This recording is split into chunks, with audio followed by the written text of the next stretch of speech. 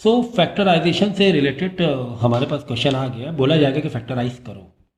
भाई देखो, फैक्टराइजेशन एक ऐसा चैप्टर है, फैक्टराइजेशन की you need lot of practice. Practice आपको सिखाएगी, कोई पर्टिकुलर उसके फॉर्मूले नहीं है। एक आध को एक दो पैटर्न को छोड़कर, एक दो पैटर्न को छोड़कर जहाँ पे A square minus B square identities लग रही है, या फिर बीच में स्प्लिट वाला, उसको छोड़कर तो बाकी कुछ ऐसा पर्टिकुलर पैटर्न नहीं होता है। तो आपको प्रैक्टिस चाहिए। हर क्वेश्चन अलग अलग होता है, अलग तरह के दिमाग लगाना पड़ता है। आई होप आपने फैक्टराइजेशन को बहुत अच्छे से डील किया हुआ है। मैंने फैक्टराइजेशन पर कम से कम 6 लेक्चर भेजे हुए हैं। अगर वो 6 लेक्चर अच्छे से किए, अगर अच्छे से किए, तो ऐसे क्वेश्चन को डील करना थोड़ा इजी हो जाता है, अगर किया है तो। ठीक है, तो जैसे कि मैंने कहा कि इसमें कोई पर्टिकुलर वैसे फॉर्मूलेज नहीं है। You need logic. वो जो लॉजिक जो डेवलप होगा वो प्रैक्टिस से डेवलप होगा। जैसे अभी देखो रेशनलाइज किया था, उसमें चलो ठीक है, आपने एक बार सीख लिया, समझ लिया, कर लोगे। इसमें ऐसा नहीं है, इसमें सीखना काफ़ी नहीं है, इसमें प्रैक्टिस बहुत ज़्यादा चाहिए अलग अलग टाइप के क्वेश्चन की। अब देखो, हमें पता है कि अगर 4 टर्म होते तो 2-2 का ग्रुप बन जाता, 6 टर्म होते तो 3-3 लोग का ग्रुप बन जाता। तो लेकिन यहाँ पे कितने टर्म है? 1 2 3 4 5 टर्म। 5 टर्म में मज़ा नहीं आ रही सर। 5 टर्म्स में मज़ा नहीं आ रही, कैसे ग्रुप बनेगा, कैसे हम कॉमन निकालेंगे, इसमें मज़ा नहीं आ रही। तो हम लोग कोशिश करेंगे कि इस 5 टर्म्स को 6 टर्म में कन्वर्ट कर दें, ऐसे हम लोग कोशिश करेंगे। तो हम लोग क्या कर सकते, यही मैंने कहा ना कि पर्टिकुलर कोई इसका फॉर्मूला नहीं है। यह आपको अपनी प्रैक्टिस बताएगी कि क्या करना है आपको। अब इस क्वेश्चन में ये, तो दूसरे किसी क्वेश्चन में कुछ और ही ट्रीटमेंट हो सकता है, समझे? तो एक्स स्क्वायर 7x को हम कर दें अगर 6x प्लस एक्स, तो क्या ही जा रहा है आपका, क्या ही जा रहा है आपका? 6x प्लस एक्स भी तो 7x हुआ। बाकी वैसे ही कॉपी करो। अब आप सोचो सर ये कैसे आपने लॉजिक लगा लिया, 6p को क्यों नहीं स्प्लिट मारा, x को ही क्यों स्प्लिट मारा? तो यही मैंने कहा ना कि कुछ चीज़ें आपको आपकी प्रैक्टिस सिखाती हैं, आपको आपकी प्रैक्टिस सिखाती है। अगर आप ये वाला देखोगे 6x और x में, इसमें पेयरिंग बन रही है। कैसे देखो, x प्लस 6 समथिंग आएगा अगर x कॉमन बाहर निकालेंगे, यहाँ पर 1 कॉमन निकालेंगे तो x प्लस 6 आएगा, यहाँ पर p कॉमन निकालेंगे, देखो सब में 6, हर ग्रुप में 6 आ रहा है। देखो 6 अगेन 6 अगेन 6 आ रहा है कि नहीं आ रहा है? ये बात है, ये बात है सर। चलो अच्छा, अब इस ग्रुप में क्या कॉमन निकाल सकते हैं? x कॉमन निकाल सकते हैं। अंदर क्या बचेगा? अंदर बचेगा सर x प्लस 6, है ना, क्योंकि x कॉमन बाहर आ गया। इतना फैक्टराइजेशन बेसिक तो मालूम ही है आपको। अब इन दोनों में सर कुछ भी कॉमन नहीं है, तो कुछ कॉमन नहीं तो 1 कर लो कॉमन, x प्लस 6 वैसे वैसे ही रख दो 1। भाई अंदर मल्टीप्लाई करो, सेम नंबर आएगा। इन दोनों में क्या कॉमन है सर? इसमें तो p कॉमन लग रहा है, तो x प्लस 6, p बाहर, x प्लस 6। आई होप आपने ये 6 लेक्चर किए हुए हैं, ठीक है ना? तो आपको फिर मैं वो फ्लो आपको समझ में आना चाहिए कॉमन बाहर निकालने का, है ना? कभी भी डाउट डायरेक्ट नहीं पूछे जाते हैं, उसका फाउंडेशन आपका मजबूत है, चैप्टर किया हुआ है, तो ही डाउट फिर पूछे जाते हैं, ठीक है ना? अब देखो x प्लस 6, हाँ अब देखो यहाँ पे 3 ग्रुप बन गए, एक ये ग्रुप बना, फिर प्लस से प्लस माइनस से ग्रुप अलग अलग होते हैं, एक ये ग्रुप बना और एक ये ग्रुप बना। इन तीनों में क्या कॉमन है? x प्लस 6 कॉमन है। या फिर इन शॉर्ट जो बंद है उसे एक बार लिख दो, बंद कौन? x प्लस 6 बंद है, जो खुले हैं उसे बंद करके लिख दो, x प्लस 1 प्लस p। सही। या फिर ऐसे कह सकते हैं x प्लस 6 को हमने बाहर निकाल लिया, इन तीनों ग्रुप में कॉमन था, बचा क्या? देखो x प्लस 6 बाहर तो बचा क्या? x बचा। फिर दूसरे ग्रुप में गए, x प्लस 6 बाहर, बचा क्या? 1 बचा। फिर तीसरे ग्रुप में गए, x प्लस 6 बाहर, तो क्या बचा? p बचा, p बचा। तो ऐसे भी समझ सकते हैं इस चीज़ को। तो भाई वही मैंने कहा कि स्प्लिट खेल क्या था, 7x को x प्लस x कर लिया था, तो यहाँ पे 6 था, यहाँ पर भी 6 था, लेकिन यहाँ पर अगर ऐसा कर रहे हैं तो एक तो 2 काम हो रहे हैं, तो 6 कॉमन आ रहा है, दूसरा 6 बराबर ये बन रहा है 6, मतलब 3 ग्रुप बन रहे हैं, 1 ग्रुप 2 ग्रुप 3 ग्रुप, ठीक है? या फिर एक तरीका ये भी हो सकता है, चलो स्प्लिटिंग का उतना दिमाग नहीं लगा पाए, अगर आप ये दिमाग लगा लो कि ये जाना पहचाना लग रहा है, क्वांटिटी के बीच में स्प्लिट मारो, है ना?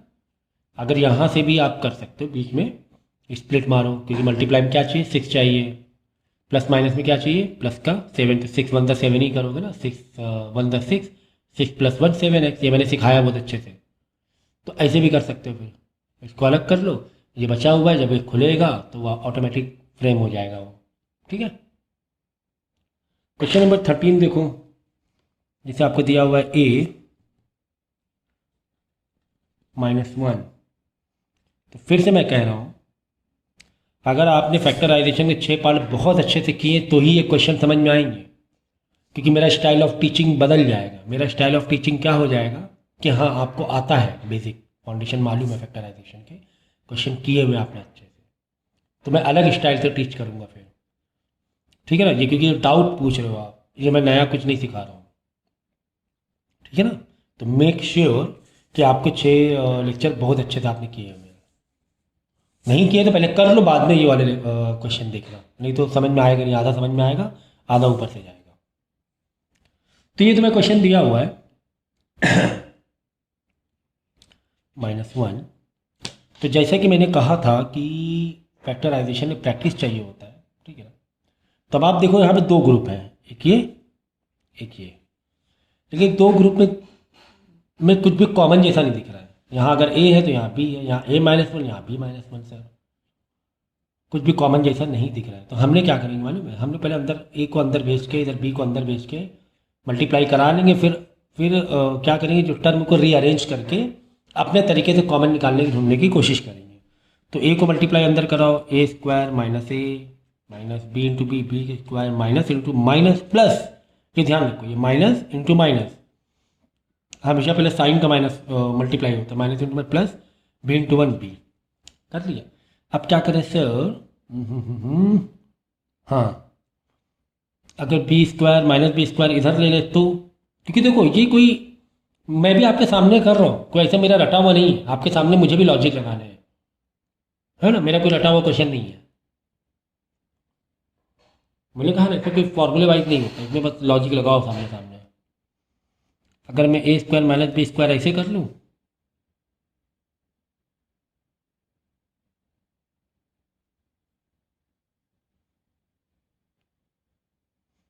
या A² प्लस B लिख लूँ मैं, चलो देखेंगे करके, -A, हम लोग रीअरेंज कर रहे हैं, -B², तो कॉमन तो ऐसे निकलने का सवाल ही नहीं हो रहा है ना, ऐसे कॉमन निकल रहा है कि नहीं निकल रहा है। हाँ, तो ये समझ में आ रहा है कि इसको ऐसे नहीं करेंगे, अरेंज ऐसे करेंगे, A² - B² आजू बाजू लिया, -A प्लस B इसके बाजू में रख दो।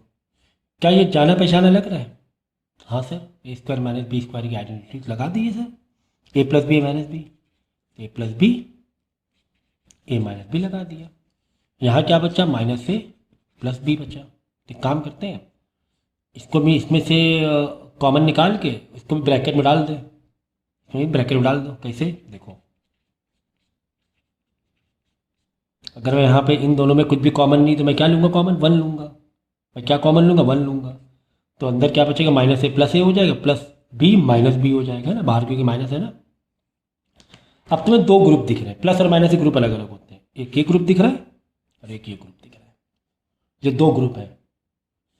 इन दोनों का अलग अलग ग्रुप ना बोलना, ये एक ही ग्रुप माना जाएगा, क्योंकि बीच में मल्टीप्लाई है, बीच में कोई इन दोनों ब्रैकेट के बीच में प्लस या माइनस नहीं है, प्लस एंड माइनस से ही ग्रुप अलग अलग होते हैं।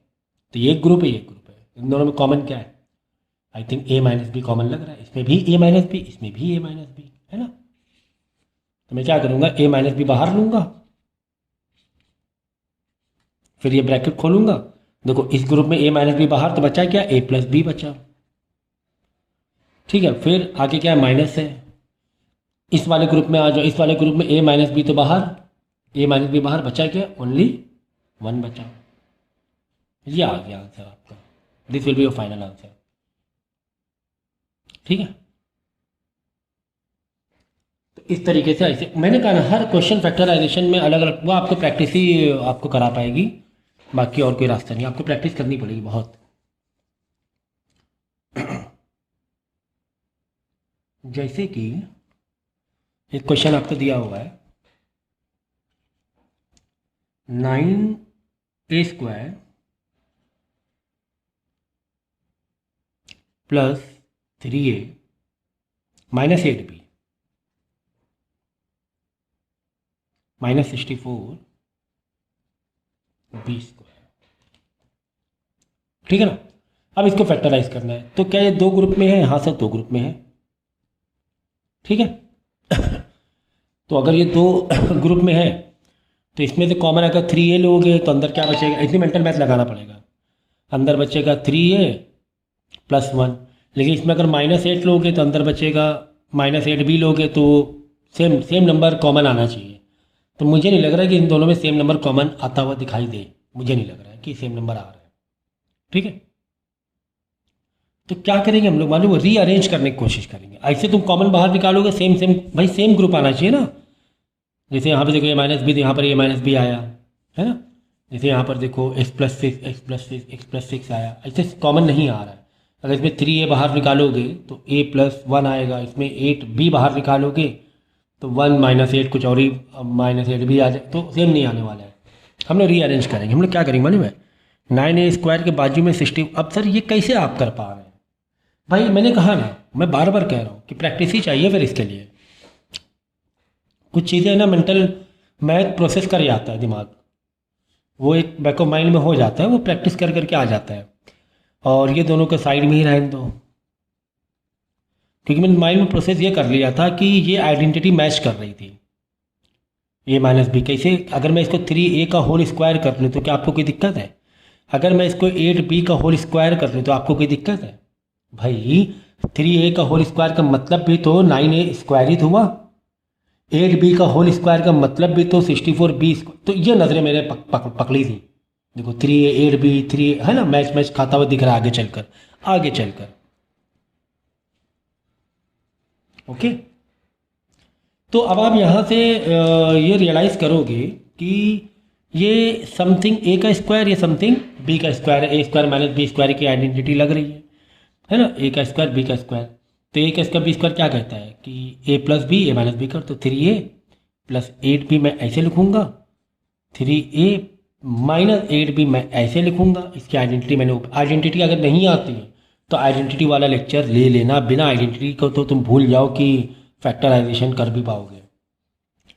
फिर आगे जो बचा कुचा है जैसे चल रहा था वैसे चलाओ। अब देखो क्या दो ग्रुप बनते हुए नजर आ रहे हैं? हाँ, तो दो ग्रुप बन गए। एक ग्रुप तो ये इतना बड़ा एक ही ग्रुप माना जाएगा। हाँ, क्योंकि दो ब्रैकेट के बीच में मल्टीप्लाई है, प्लस माइनस नहीं है। अगर दो ब्रैकेट जो मल्टीप्लाई तो एक ही टर्म माना जाएगा, एक ही ग्रुप माना जाएगा। ठीक है। और इसको एक ग्रुप मान लेंगे हम, क्योंकि एक पेयर मान लेंगे इसको एक पेयर मान लेंगे। ठीक है। अब देखो 3a - 8b 3a - 8b, इस पूरे दोष में क्या कॉमन निकल रहा है? 3a - 8b वाला टर्म कॉमन निकल रहा है। मतलब चाहो तो इसको ऐसे ब्रैकेट दे दो, अगर इसको सिंगल ग्रुप बनाना है, सिंगल टर्म। ठीक है ना। तो इसमें भी देखो इन दो में कॉपी, ये देखो फॉलो अप करो यार। ये वाले में 3a - 8b, ये वाले में 3a प्लस के बाद ये वाले में 3a है, ये कॉमन है तो बाहर निकाल लेंगे। 3a - 8b निकाल लिया। फिर बड़ा सा ऐसे ब्रैकेट ओपन करो। फिर यहाँ देखो 3a - 8b तो बाहर गया, बचा क्या? 3a + 8b प्लस, आगे प्लस है ना, 3a - 8b तो बाहर गया, तो यहाँ क्या बचा? जब कुछ नहीं बचता है तो लिखते हैं 1, कुछ नहीं बचता है तो लिखते हैं 1। ठीक है ना भाई। इन दोनों को मल्टीप्लाई करो तो वही आएगा answer. 3a - 8b × 3a - 8b, same answer आ जाएगा दो term, plus 3ab - 8b × 1 3a - 8b। बस this is your final answer. ठीक है।